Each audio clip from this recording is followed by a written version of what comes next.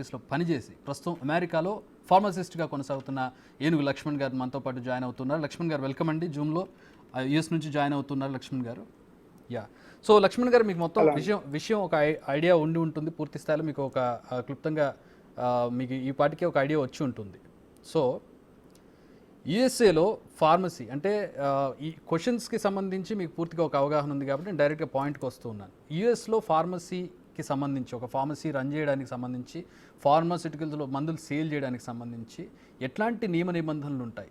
First 1 by 1 వెళ్దాం మనం. Pharmacy rules ఏంటి అసలు? అంటే ఫార్మసీకి లైసెన్స్ ఎట్లా వస్తుంది, ఎవరికి వస్తుంది? మీ పేరు ఒకసారి? చక్రి సార్. చక్రి నా పేరు.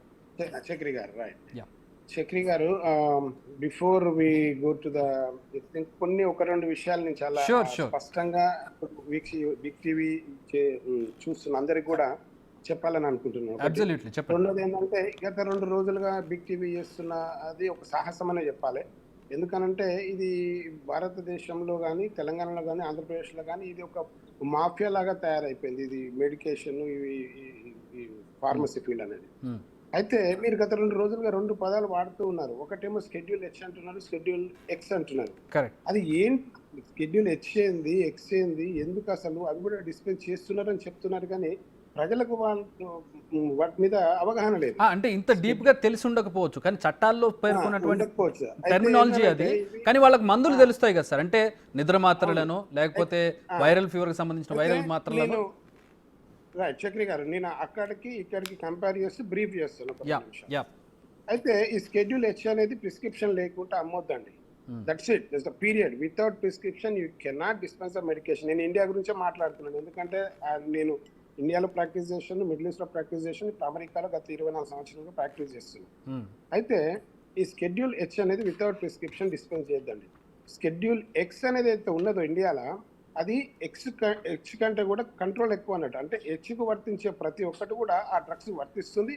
అలాగే ఇవి కీ అండ్ లాక్, ఒక సేఫ్ లాకర్లో పెట్టాలి. ఇవన్నీ కంట్రోల్ డ్రగ్స్ లాగా అన్నట్టు. ఇది షెడ్యూల్ హెచ్ అనే డ్రగ్స్.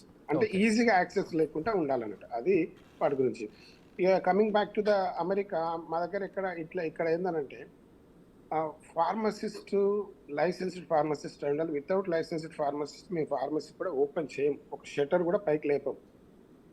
ఫార్మసీకి లైసెన్స్ ఎలా వస్తుంది సార్? ఫస్ట్ ఫార్మసీకి లైసెన్స్ రావాలంటే మనం ఫార్మసిస్ట్ అయి ఉండాలి. ఫార్మసిస్ట్ అయి ఉండాలంటే మన ఫార్మసిస్ట్ ఎగ్జామ్ ఏదైతే ఉందో ఇక్కడ పాస్ అయి ఉండాలి. బోర్డ్స్ రాసుకొని ఎగ్జామ్ పాస్ అయి ఉండాలి. ఇక్కడ లైసెన్స్ ఇక్కడ మాకు కూడా ఇంకోటి ఏంటంటే ఏ రాష్ట్రానికి ఆ రాష్ట్ర సపరేట్ లైసెన్స్ ఉంటుంది కనుక ఆ రాష్ట్రానికి సంబంధించిన నియమ నిబంధనలు, అలాగే సంబంధించిన ఫార్మా క్లినిక్, అంటే దానికి సంబంధించిన ఎడ్యుకేషన్ తో పాటు ఒక ఎగ్జామ్ కూడా రాయాలి.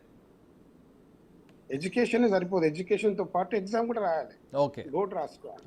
రాస్తేనే ఇప్పుడు ఫార్మసీ చదివేసినాం కదా అని వచ్చేసి ప్రాక్టీస్ చేసేటట్టు ఉండదు. వచ్చిన తర్వాత ఇక్కడ లైసెన్స్ తీసుకోవాలి. లైసెన్స్ అనేది ఒక ఫార్మసీ బోర్డు వాళ్ళు కండక్ట్ చేస్తారు. నేషనల్ ఫార్మసీ బోర్డు ఉంటుంది, వాళ్ళు కండక్ట్ చేస్తారు. అది నాప్లెక్స్ అంటారు దగ్గర, north American pharmacist licensing exam అంటారు. అది ఫార్మసిస్ట్ గా ప్రాక్టీస్ చేసే ప్రతి ఒక్కరు కూడా ఆ లైసెన్స్ సంపాదించుకోవాలి. అదొకటి. రెండోది ఏంటంటే మాకు అక్కడికి ఇక్కడికి డ్రగ్స్ మా దగ్గర కూడా schedule 1, schedule 2, schedule 3, schedule 4, schedule 5 అని ఉంటాయి మా దగ్గర. మీ దగ్గర మనం ఎలాగైతే ఇండియాలో ఏదైతే హెచ్ఎక్స్ అంటున్నామో, ఇక్కడ మా దగ్గర షెడ్యూల్ 1 ఏదైతే ఉంటుందో దాన్ని కంట్రోల్ C1 అంటాం. C1 మేము రెగ్యులర్ గా డే టు డే ప్రాక్టీస్ లో వాడమండి. అవి ఓన్లీ రీసెర్చ్ పర్పస్, హిరాయిన్ లాంటి మెడిసిన్స్ అవి మనకు అందుబాటులో ఉండేవి. షెడ్యూల్ 2 వచ్చి is a very control substance. అంటే అందులో ఆక్సికోడోన్స్ కానివ్వండి, మార్ఫిన్స్ కానివ్వండి, అంఫిటమిన్స్ కానివ్వండి, ఇవన్నీ కూడా ఫార్మసిస్ట్ డిస్పెన్స్ చేస్తారు. వి డిస్పెన్స్ ఇన్ అమెరికా. కాకపోతే ఏంటంటే నేను ఇంతకుముందు చెప్పినట్టు ఎలాగైతే సేఫ్ అండ్ లాక్, ఒక దగ్గర లాక్ చేసి ఒక దగ్గర సేఫ్ గా పెడతాం అన్నట్టు. అవి ప్రిస్క్రిప్షన్ లేకుండా మందు అమ్మేది మర్చిపోండి మీరు అమెరికా. ఒకవేళ మందు అమ్మినమా అని కనుక తెలిస్తే లైసెన్స్ వెళ్ళిపోతుంది. License you lose your license. అలాగే షెడ్యూల్ 3 వస్తుంది మా దగ్గర, క్లాస్ 3 C3 అంటాం. C3లో దానికంటే ఇంకా కొద్దిగా వెసులుబాటు ఉన్న డ్రగ్స్ లైక్ కోడిన్తో, ఎస్టామైనోఫిన్తో కలిసిన మెడిసిన్స్.